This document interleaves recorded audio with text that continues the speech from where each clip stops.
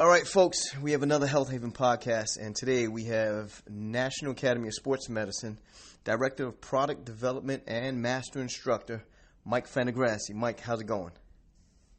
Great. Thanks for having me, Elliot. No problem. I've seen you for years. I'm NASM certified for a couple of years now, and, you're like one of the guys I was watching on the videos the whole time, just going over everything, man. So it's really a pleasure speaking to you. You know your stuff.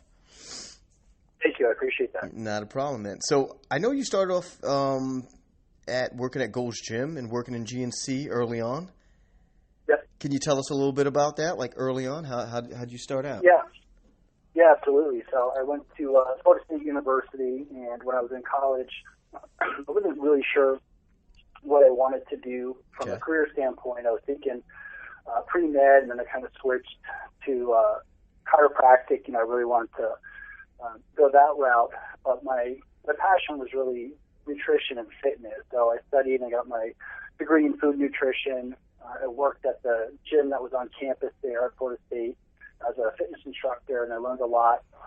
Went through about 2 weeks of training before they let us out there to help the students. And that was really my first experience being mentored by somebody, and I learned a lot through that process. Okay. And then, when I graduated, I needed to take a couple more chemistry classes. So in the meantime, I started working at Gold's Gym. It was a lot different experience back then. This was mid-'90s, so personal training really wasn't a career at that point.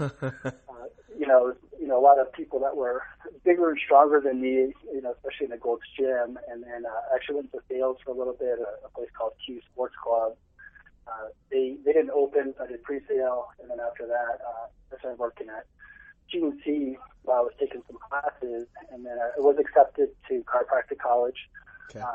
But I decided not to go. I'd actually moved out to Arizona temporarily back in 1998, and then I started my own thing, training. Also did some programming for a little bit, and then got back into personal training 2002 full-time at 24 Hour Fitness, and that's where I was actually exposed to NASM through the training that you went through for a week when you were hired. It was called Apex Training. And once I was exposed to that, I really enjoyed the NASM model, and then from there just stayed in the industry.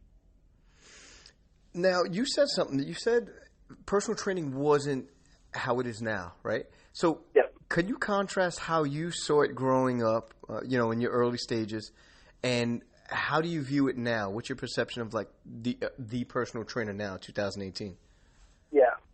So, back then, personal trainers, it wasn't really viewed as a career as much. I was in South Florida at the time. A little bit different, too, with personal training. Like, personal training there wasn't as big as it was when I moved out to Arizona, and definitely not like it is in California or Northeast in California back then. Right. So people were less likely to hire personal trainers. It was, and the Gold's Gym really wasn't a good atmosphere for at least the location I was at. It was more of a bodybuilding gym than one where you would have people that come in that were searching for, a personal trainer at that point. You were just paid by the hour, that you trained. You didn't receive benefits and things like that. So it was much different than when I went to work for 24 Hour Fitness in 2002. Okay. You had a 401k, I had health insurance, I had vacation. We went through quite a bit of training. There was the ability to move up into management, which was nice. So there was a career progression, where, at the other place there really wasn't that.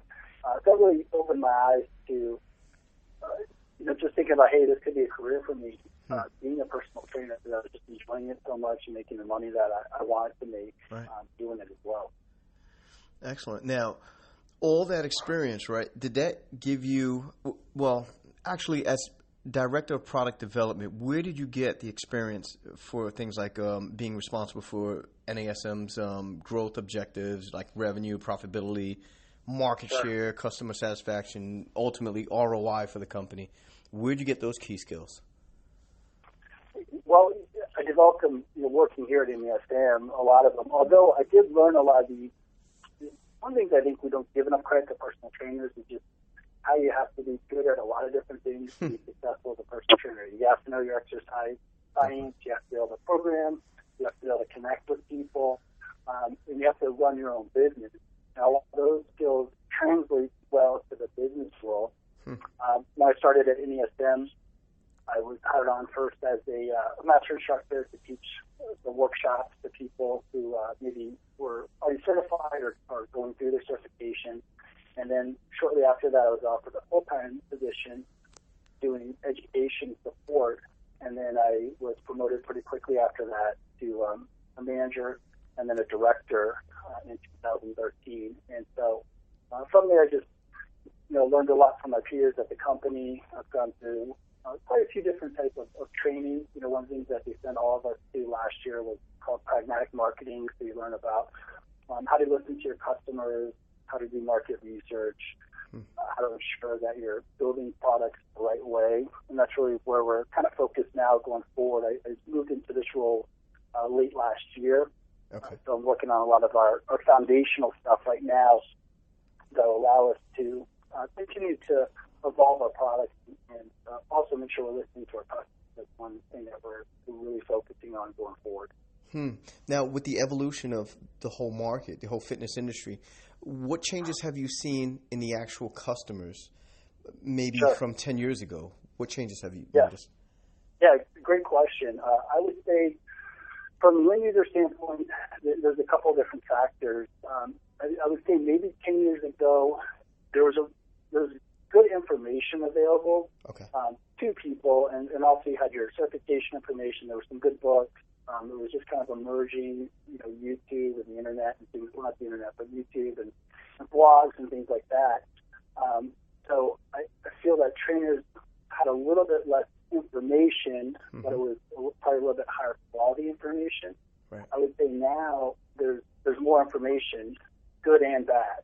And so that creates a little bit of confusion when you're bombarded by, literally one person says one thing's good, one thing's bad. Or you go to a large conference and the speaker says stretching's good, another person says stretching's bad. So, that's where going back to having a foundational certification, whether it's ours or one of the other major certifications, I think does help, especially if someone hasn't had that background in exercise science, because it does give you a little bit of a framework to operate on to be able to filter through and kind of know, like, this is good information or this is just a fad, or you can tell someone is trying to pick something based on an agenda that they have.